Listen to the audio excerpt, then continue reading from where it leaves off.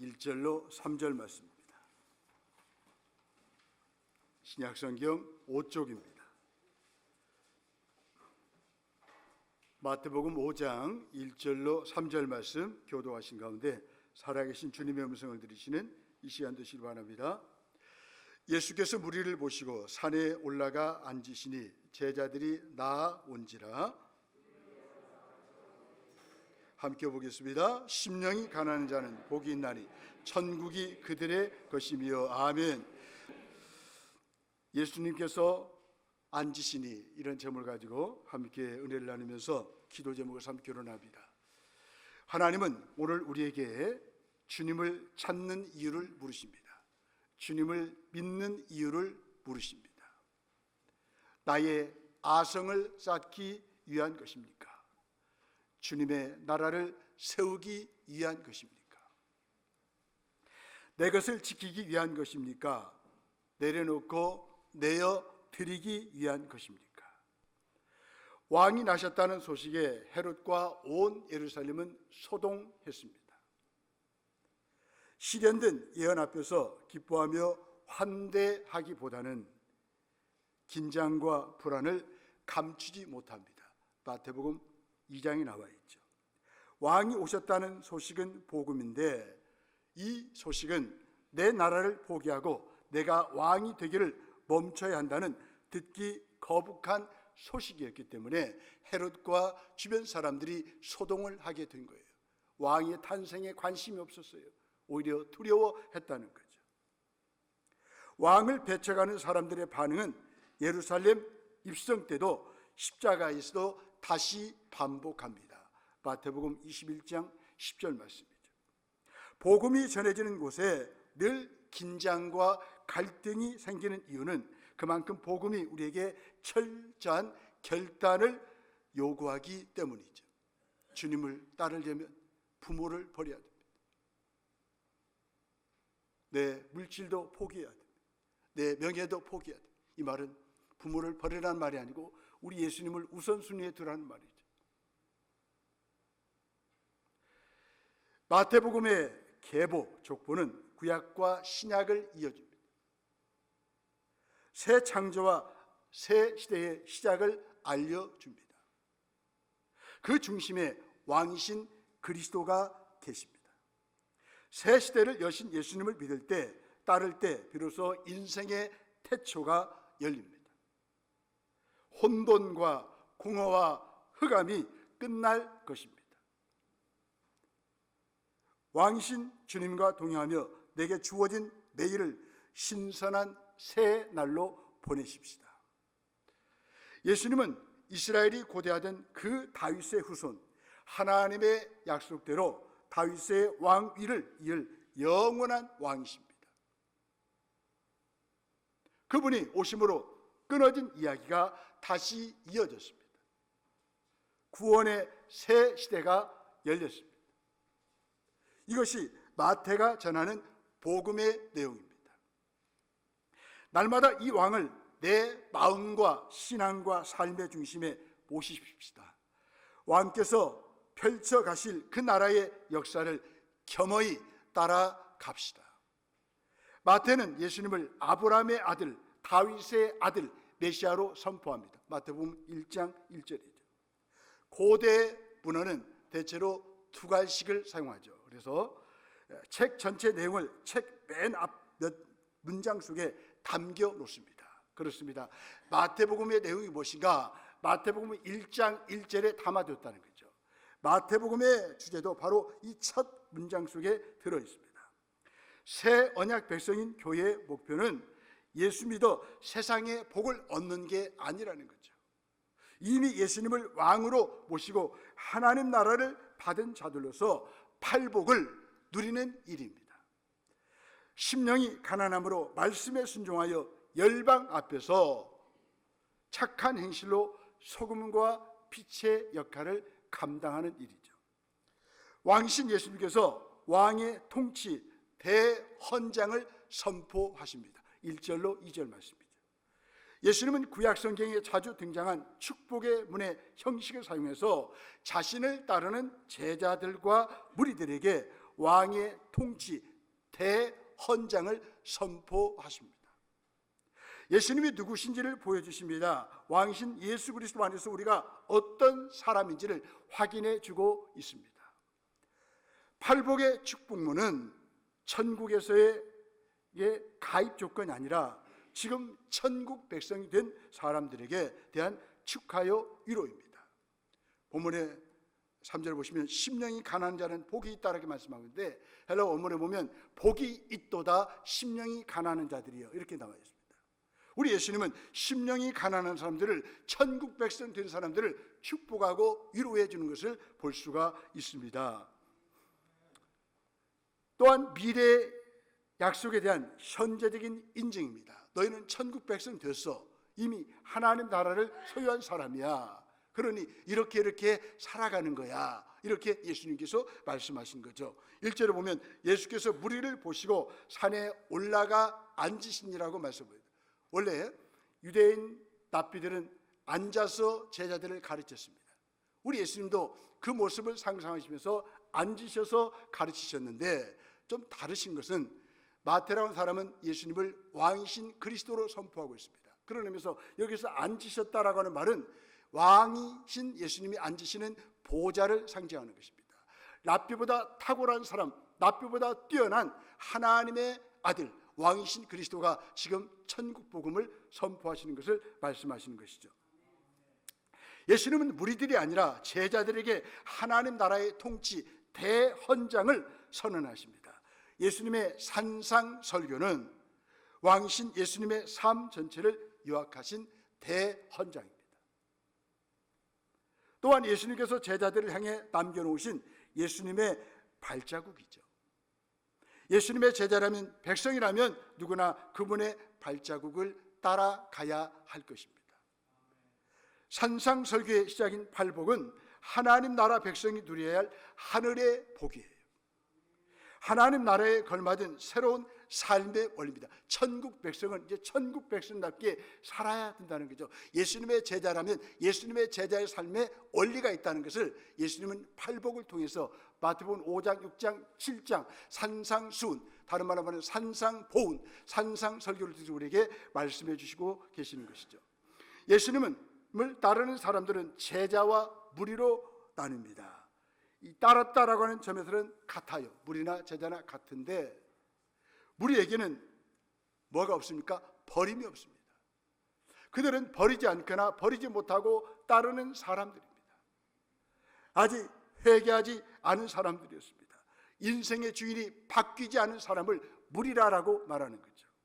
그런 의미에서 저와 여러분들은 회개하시고 또한 인생 주인을 바뀌셨기 때문에 주님의 제자인 줄로 믿습니다. 그렇다면 주님의 제자답게 합당한 삶을 살아가시기를 우리 주님이 원하시는 것이죠. 산상설교는 호기심에 이끌린 무리가 아닌 삶의 방향을 바꾼 제자들을 위한 하나님 나라의 백성의 윤리입니다. 왕이신 그리스도가 부르심은 은혜입니다. 부르심이 은혜였기 때문에 버림이 가능하고 그 버림이 있었기에 따름이 가능합니다. 우리도 자격이 있어서 부름을 받은 것이 아니기에 이제 내 뜻대로 살지 않습니다. 부르신 분 왕이신 그리스도의 뜻을 따라 살아가야 합니다. 왜요? 은혜로 부르심을 받았기 때문에, 은혜로 택하심을 받았기 때문입니다. 믿고 버리고 따르는 것이 잘 안 될 때 나를 부르신 은혜와 나를 빚어 가실 왕이신 그리스도의 손길을 묵상해 보십시다.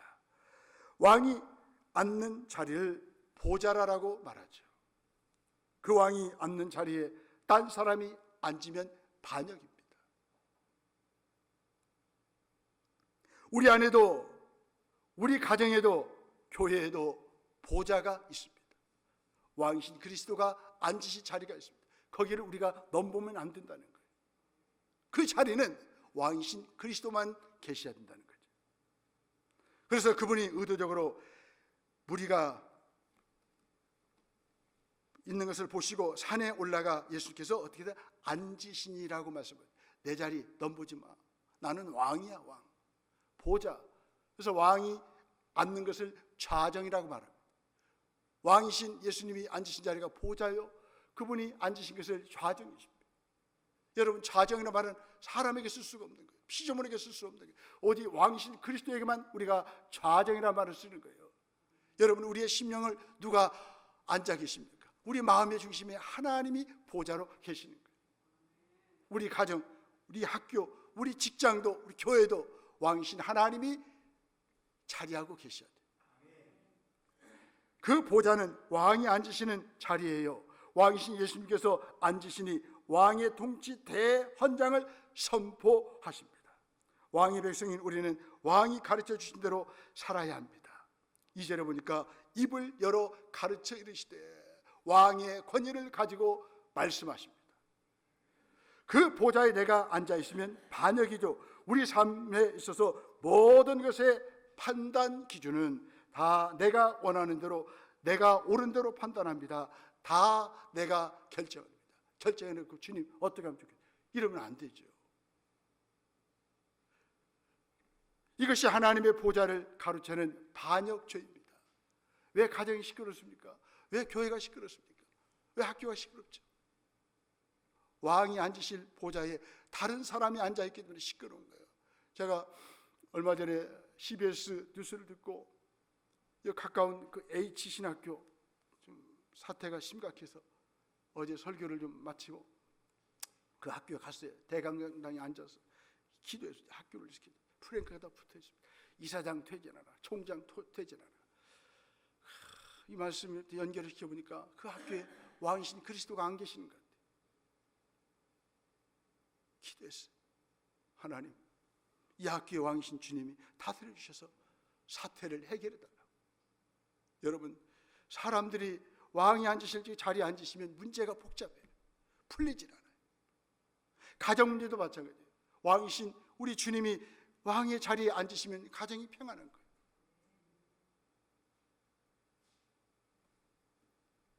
가장 무서운 죄는 예수님이 왕 되심을 거부하고 왕의 자리에 앉는 죄입니다. 예수님을 구세주와 주인과 왕으로 마음에 영접하고도 예수님이 왕이심을 거부하는 것이 무서운 죄입니다. 여러분 잘 아시잖아요. 라오디게아 교회, 예수 믿는다고 하는 사람들이 모인 교회입니다. 근데 우리 예수님이 그 교회를 향해서 말씀하셨어요. 그들이 예수님을 왕으로 영접하지 않았거든. 요한계시록 3장 20절에 말씀합니다. 볼지어다 내가 문 밖에 서서 두드리노니 누구든지 내 음성을 듣고 문을 열면 내가 그에게로 들어가 그와 더불어 먹고 그는 나와 더불어 먹으리라. 여러분, 라오디게아 교회는 예수 믿는다라고 자화자찬했던 교회였습니다. 그러나 예수님은 문을 열어달라는 거예요. 여러분, 이 말씀이 믿지 않는 사람들이 영접 기도하는데 필요한 말씀이 아니고요, 이미 믿는다라고 말하는 사람들에게 예수님께서 말씀하시는 거예요. 내 음성을 듣고 문을 열어달라고. 요한계시록 3장 21절에 보니까 이기는 그에게는 내가 내 보좌에 함께 앉게 하여 주기를 내가 이기고 아버지 보좌에 함께 앉은 것과 같이 하리라. 아멘. 여러분, 우리가 왕 되신 주님을 믿고 그 주님을 따름으로 신앙생활에서 승리하면 내가 왕신 주님의 보좌에 앉으려고 몸부림만 쳐도요, 주님이 우리를 왕의 보좌에 앉혀주신다라고 말씀하셨어요. 우리가 왕신 하나님의 다스림을 받고 그분이 나의 왕이신 것을 인정하고 그분이 내 마음에, 우리 가정에, 우리 교회와 이 나라 민족 위에 왕의 자리로 앉게 하시고 왕의 보좌에 그분을 앉히시면 그분이 우리를 어떻게 합니까? 그분의 보좌에 앉히신다는 거예요. 예수님을 왕으로 영접하지 않으면 우리는 가장 큰 복을 놓치는 일이에요. 나는 예수님을 내 마음에, 내 삶의 왕으로 영접하셨습니까? 그렇다면 왕의 자리에 앉지 마시고 그분의 가르침을 받고 따르십시오. 우리 예수님은 이제 산상수훈 마지막 분 마태복음 7장에 보니까 서기관 같지 않다, 그분의 가르침은 권위가 있었다라고 말씀하고 있습니다. 권위 있는 그 말씀 앞에 순종할 때 우리 인생은 달라질 거예요. 왕이신 주님이 우리에게 명령하셨잖아요. 그분 우리에게 가르치셨잖아요. 그럴 때 하늘과 땅의 모든 권세를 가지신 주님이 마태복음 28장에 보니까 우리에게 은혜를 주시고 우리와 세상 끝날 때까지 함께 하시겠다라고 말씀하셨습니다. 왕이신 주님의 다스림을 받아야 우리에게도 다스리는 권세가 주어지는 거예요. 왕이신 주님을 버리고 그분의 통치를 거부하면 우리는 권세를 잃어버리는 삶을 살아갈 수밖에 없다는 거예요. 마귀가 건드리지 못하는 사람은 예수님이 나의 왕이심을 분명하게 고백하는 사람입니다. 예수님이 왕이신 것을 항상 분명하게 하고 사십시다. 주님, 내게 명령해 주십시오 라고 날마다 고백하십시다. 왕의 통치 대헌장인 산상설교는 팔복으로 시작합니다. 팔복은 하나님 나라가 내 안에 임할 때 일어나는 변화를 말하는 거죠. 하나님의 나라, 하나님이 통치하시는 장소를 말하죠. 그분이 왕 되셔서 나를 통치하시면 팔복의 그런 아름다운 삶의 변화가 우리의 삶 가운데 일어난다는 거예요. 내 안에서 이루어지는 회개의 과정이 바로 팔복입니다. 하나님 앞에서 무장해제하고 항복할 때 하나님의 통치가 내 안에서 시작될 것입니다. 여러분, 진정한 행복은 왕이신 하나님 앞에 항복할 때 찾아옵니다. 더 나아가서 심령이 가난한 자에게 하나님의 통치로 인한 온갖 결과들을 선물로 주십니다. 3절 말씀입니다. 여러분, 심령이 가난한 자는 복이 있다. 뭘 주십니까? 천국을 주십니다. 이미 천국을 얻었어요. 천국을 얻은 우리가 계속 왕이신 주님의 다스림을 받고 그분의 인도를 따라가면 하나님께서 계속 우리에게 필요한 것들을 선물로 주신다는 거죠. 예수님은 선지자의 예언대로 유대인의 왕으로 오셨어요. 이스라엘의 목자로 오셨습니다. 하지만 나신 곳은 성전이 있는 예루살렘이 아닌 유대의 작은 마을 베들레헴이었습니다. 큰 중심에서 모든 것이 시작되고 집중되는 세상의 통념을 깨트린 출현이었습니다. 이 전격적인 출현을 통해 세상의 가치와 질서를 전복할 새로운 질서와 새로운 시대를 예수님께서 예고하신 거예요. 모두가 중심이 되고 중심에 서고 싶어하는 시대에 내 시선과 삶의 방향은 어디로 향하고 있습니까? 왕이신 주님이 나를 다스리시면 그 주님이 우리의 삶의 중심에 계시면 돼요. 그래서 우리는 어떻습니까? 자꾸 이 세상의 가치관에 따라 중심에 서려고 합니다. 모두가 으뜸되려고 합니다. 높아지려고 합니다. 여러분, 어디에 사는지보다 더 중요한 물음은 어디에 마음을 두며 사는지입니다. 심령이 가난한 사람은 하나님에게 마음을 두면서 살아갑니다. 여러분, 항복하는 것이 뭡니까? 심령이 가난해지는 거예요. 예수님께서 말씀하신 첫 번째 복은 심령의 가난함입니다. 예수님은 이런 자가 복받은 사람이라고, 행복한 사람이라고 말하고 있습니다. 그러나 세상은 아니잖아요. 가진 자가 복이 있다고 말하죠. 부유한 자가 복이 있다고 말하잖아요. 그러나 예수님은 심령이 가난한 자가 복이 있다, 행복하다라고 말씀하고 있습니다. 심령이 가난한 사람만이 하나님의 통치를 받는 천국을 소유하고 천국에 들어가기 때문에 그 사람은 행복한 사람이라고 말씀하고 있습니다. 심령이 가난한 사람만이 그리스도인입니다. 성경에는 두 종류의 가난이 있다라고 말씀하고 있습니다. 오늘 보면 이렇게 기록한 헬라어에 보면 두 종류가 있습니다. 하나는 푸토코스라는 말이에요. 이 말은 아주 절대적인 가난.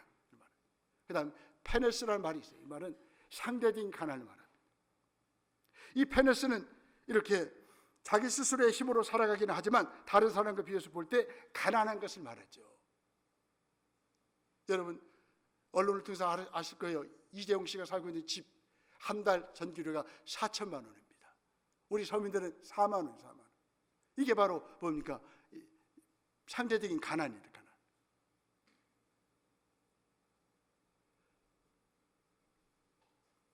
생필품은 가지고 있지만 사치품이 없는 가난을 말하죠. 절대 빈곤을 말합니다.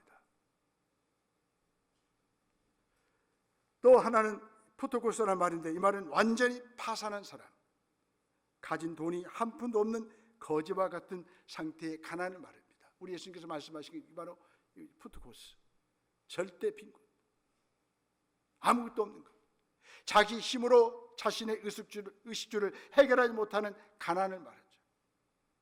다른 사람의 도움 없이는 생존 자체가 불가능한 거지 상태의 가난을 예수님께서 심령이 가난한 자라고 말씀하는 거예요. 예수님께서 심령이 가난하다라고 말씀하실 때 가난은 바로 이 절대 빈곤의 가난을 말합니다. 영적인 거지를 말하죠. 영적으로 구걸하는 사람을 말하죠. 심령이 가난한 자는 하나님에게 마음을 두며 하나님의 도움만을 바라보는 자입니다. 자신의 곤경을 돌보는 하나님밖에 없음을 알고 하나님에게 도움과 구원을 바라보는 사람이죠. 하나님의 다스리심, 통치를 갈망합니다.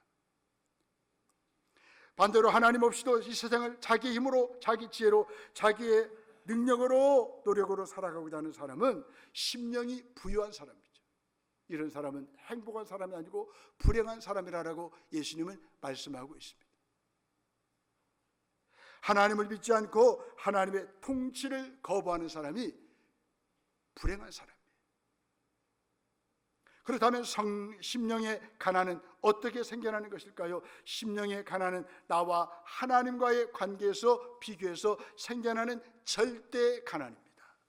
여러분, 사람과 비교하면 절대 가난할 수가 없어요. 상대적으로 가난합니다. 그러나 하나님과 나를 비교하면 우리는 절대 빈곤한 삶을 살아갈 수밖에 없고 하나님이 도와주시지 않으면 살 수 없다는 사실을 깨닫고 심령이 가난한 사람이 될 수밖에 없다는 거죠. 심령이 가난한 자는 하나님의 위대하심과 영광과 하나님의 거룩과 하나님의 영원하심과 무한하심을 아는 자입니다. 하나님을 만난 사람이죠. 그러니까 심령이 가난한 거예요.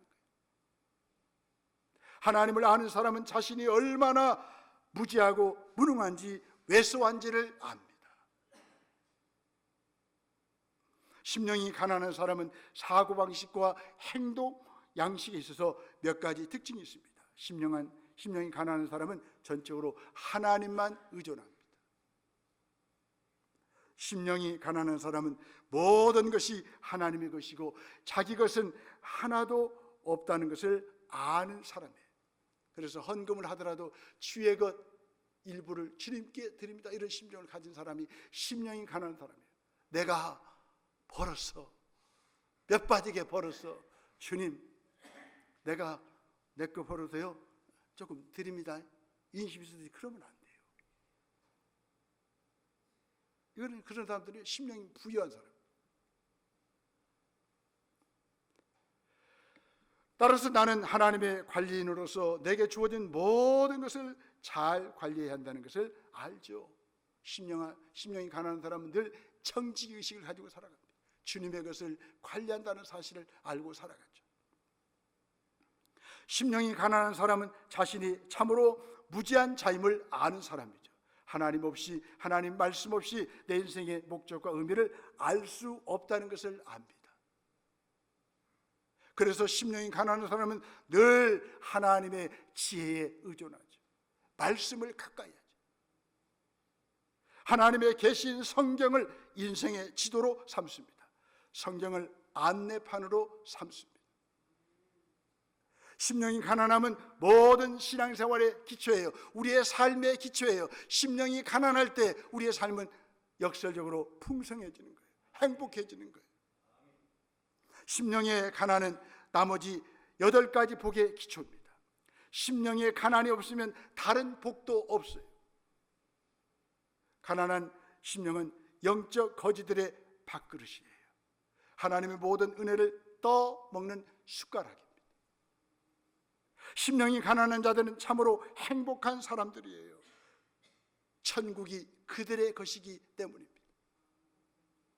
천국은 하나님의 통치와 하나님의 보호와 하나님의 인도가 있는 곳이에요. 여러분들은 아무 걱정할 거 없어요. 왜? 왕이신 주님이 이미 천국을 선물로 주셨는데 다른 것을 왜 주시지 않겠습니까? 천국의 백성들은 모두 심령이 가난한 자들입니다. 천국은 하나님만 바라며 하나님께만 도움을 요청하는 심령이 가난한 사람들에게만 임하는 곳입니다. 내가 이 땅에서 천국의 풍성함을 누리지 못하는 유일한 이유는 하나님 없이도 살 수 있다라고 하는 부유한 심령을 가지기 때문에 그래요. 현대인들이 그래서 하나님을 떠나고 하나님을 믿지 않는 거예요. 나는 심령이 가난한 사람입니까? 천국은 겸손하게 하나님을 찾고 의지하는 자들의 것이에요. 하나님은 이런 사람을 외면하지 않고 돌아보십니다. 이사야 66장 2절입니다. 무릇 마음이 가난하고 심령에 통회하며 내 말을 듣고 떠는 자, 그 사람은 내가 돌보려니와. 심령이 가난한 자들은 예수님을 믿고 따르는 제자들의 새로운 이름이에요. 저와 여러분들은 이제 새로운 이름을 가졌습니다. 심령이 가난한 자, 이미 복받은 자. 심령이 가난한 자들은 예수님 안에 임해온 천국을 기뻐하는 사람이죠. 그 완전한 완성의 때를 향해 신실하게 살아가는 모든 그리스도인입니다. 부족함 없는 풍요가 복이 아니죠. 하나님 아니면 채울 수 없는 심령의 가난이 복이에요. 예수님이 말씀하신 심령의 가난함이 세상에서는 복이라고 말하지 않아요. 세상이 부러워할 행복한 사람이 아니라 주님이 복되다고 하시는 사람이 되십시다. 팔복은 예수님과 같은 사람이 되어가는 복이죠. 심령이 가난한 자에게 하나님의 통치가 임한다면 온갖 결과들을 선물로 주십니다. 그 선물을 기대하셔도 좋습니다. 그 변화, 영향이 세상에서 눈에 보이도록 나타납니다. 심령이 가난한 사람들에게 하나님께서 소금과 빛의 역할을 감당하시죠. 마태복음 5장 13절입니다. 예수님은 그런 존재가 되라라고 말씀하지 않고 이미 그런 존재라라고 말씀하고 있습니다. 저와 여러분들은 세상 속에서 소금이고 빛이에요. 그런 영향을 끼칠 수 있도록 하나님께서 우리에게 은혜를 주신 거예요. 심령이 가난한 사람은 소금과 빛의 역할을 감당하는 거예요. 심령이 가난한 사람이 있으면 세상이 달라집니다. 학교가 달라져요.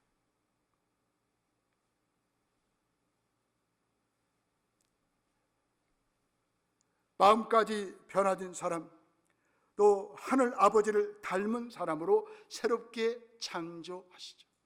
심령이 가난한 사람들을 그렇게 하시는 거예요. 세상과의 다름, 예수를 따름이 다움을 결정합니다. 박해당하는 현실 가운데서도 타협하지 않고 꿋꿋이 정체성을 지키는 삶이 다움이죠. 우리는 심령이 가난한 사람이기 때문에 그리스도인답게 살아야 돼. 목사답게 살아가야 돼. 성도답게, 성도다운 삶을 살아가야 되는 것이 바로 심령이 가난한 사람의 모습이라는 거죠.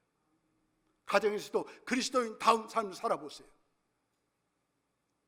예수님을 왕으로 모시는 아빠, 남편 역할을 해보십시오. 아내, 엄마 역할을 해보십시오.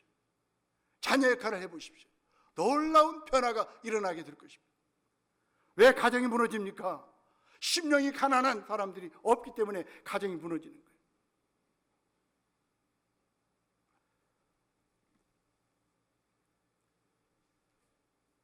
사람들은 우리를 보고 하나님을 칭송합니까? 오히려 고개를 돌리고 있는 건 아닙니까? 심령이 가난한 자답게 살아가면 사람들이 우리에게 와요. 그 예수 나도 믿고 싶다고 지남철 자석처럼 나한테 끌려와요. 내가 심령이 가난한 자 같으면 사람들이 나에게도 예수 믿게 해달라고 그렇게 도움이 요청해요. 이 좋은 예수를 내가 왜 이제 믿었던가, 그렇게 후회를 하는 거예요. 문제는 뭡니까? 우리 예수 믿는 사람들이 심령이 가난한 사람인가 부유한 사람인가, 그게 문제라는 거예요. 심령이 가난한 자는 죄인을 품어 사랑하시는 하나님을 본받아 사랑 안에서 모든 것을 감사하는 사랑을 베풉니다. 심령이 가난하면 늘 가슴이 따뜻해. 베풀어요. 기도의 핵심이 소원을 이루시오며가 아닌 나라가 임하시오며. 그러니까 심령이 가난한 사람들이 기도의 제목입니다. 마태복음 6장 10절 말씀.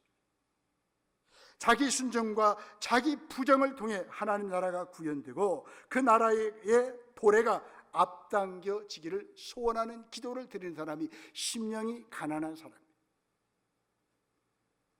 땅의 명예보다도 하늘의 상을 바라봅니다. 누가요? 심령이 가난한 사람. 심령이 가난한 사람은 땅의 소원보다도 하나님의 뜻을 구합니다.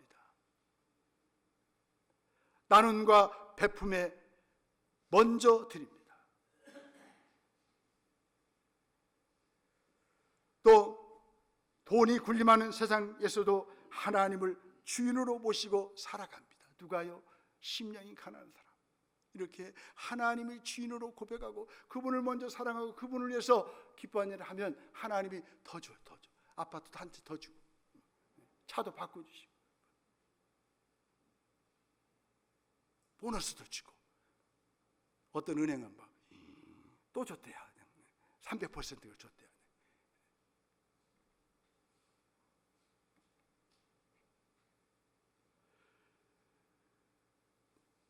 생계를 염려하지 않고 하나님 나라를 위한 거룩한 염려를 합니다. 심령이 가난한 사람들이 그렇다는 거죠. 마태복음 6장에 나와 있습니다. 염려해도 소용없는 내일 일은 하나님께 맡기고 하나님께서 애타게 마음 쓰고 계시는 하나님 나라의 일에 지금 마음을 쏟고 참여하십시다. 열매를 판단하신 주님께 열매를 보여드립니다. 누가요? 심령이 가난한 사람. 마태복음 7장 15절로 20절 말씀입니다. 또 심령이 가난한 사람은 뒤돌아보지 않고 걸어가야 할 길을 묵묵히 걸어갑니다. 중도에 포기하잖아요. 제자의 길을 걸어갑니다. 주님을 따라갑니다. 심령이 부유한 사람은 기분 좋을 때는 주여, 기분이 안 좋을 때는 죽여 막 그러는데 그 단어 하나가 엄청난 차이가 있잖아요. 기분이 좋을 때는 할렐루야, 기분이 안 좋을 때는 놀렐루야.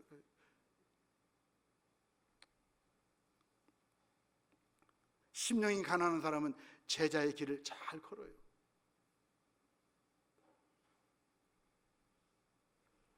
또 심령이 가난한 사람은 말씀대로 살아 반석에 집을 짓고 시련이나 유혹 속에서도 끄떡없는 왕의 백성으로 살아갑니다. 마태복음 7장 24절로 25절 말씀입니다. 나의 일상을 예수님이 다스리실 수 있도록 범사에 그분의 존재를 인정하고 있습니까? 인정하면 할수록 왕신 그리스도께서 온갖 좋은 것들을 저와 여러분들에게 아끼지 않고 선물로 주실 것입니다. 그분이 왕되심을 고백하세요. 왕신 주님의 다스림을 받고 하루하루 살아가십시오. 그분이 우리에게 필요한 선물을 다 주실 거예요. 우리 시대의 인간의 상징은 깃털입니다. 가벼운 털. 깃털은 바람 부는 대로 목적도 방향도 없이 이리저리 날려다닙니다. 인간은 그냥 우연히 이 세상에 와서 우연히 살다가 우연히 죽는 존재라고 말합니다. 세상 사람들이 깃털 인간이라고 이렇게 말하죠. 깃털 인간들은 영원한 진리란 없다고 생각하죠. 관심이 없어요. 그래서 깃털 인간들이 살아가는 세상은 점점 더 가벼워지고 있는 거예요. 하지만 신자들은 깃털 인간이 아니죠. 예수님의 산상 설교는 하나님의 백성들이 깃털 인간이 아니라고 말씀하십니다. 여러분들은 가벼운 인생이 아니에요. 우리는 이미 천국을 가진 하나님의 백성이에요. 우리는 누가 말하면 깃털 인생이 아니에요. 나는 왕의 백성이라.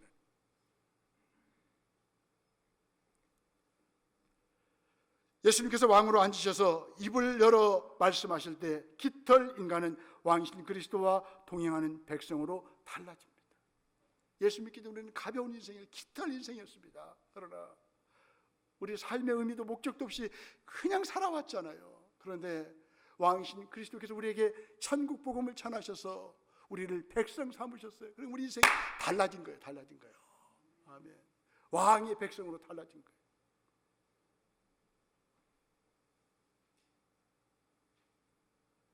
이것은 말로 다 할 수 없는 큰 은혜입니다. 사랑입니다. 성도의 특권입니다. 새로운 역사의 충만한 시작이신 예수님과 함께 할 때 깃털 인간이 혼돈, 불안, 허물을 극복합니다. 참 의미와 목적을 찾게 될 것입니다. 우리의 불안과 염려는 만왕의 왕이신 그리스도의 통치를 신뢰하지 않기 때문은 아닙니까? 신실하신 왕이신 예수님 때문에 우리는 절망 중에서도 희망의 씨를 뿌릴 수가 있어요. 왕이신 예수님은 자기 백성을 죄의 속박에서 건져내어 하나님 나라로 이끌기 위해서 이 땅에 오셨죠. 죄인의 구주가 오셨으니 이제는 속죄를 위한 제사가 필요하지 않습니다. 왕이시며 구주이신 예수님은 을 의지하는 가난하고 통회하는 심령이 필요합니다. 심령이 가난한 사람은 하나님께서 천국을 선물로 주셨고 앞으로도 이 땅에 살아갈 때 필요한 것들을 우리에게 선물로 주실 것입니다. 우리 안에 예수님의 임재와 그분과의 교제가 있으십니까? 아멘. 기도하겠습니다.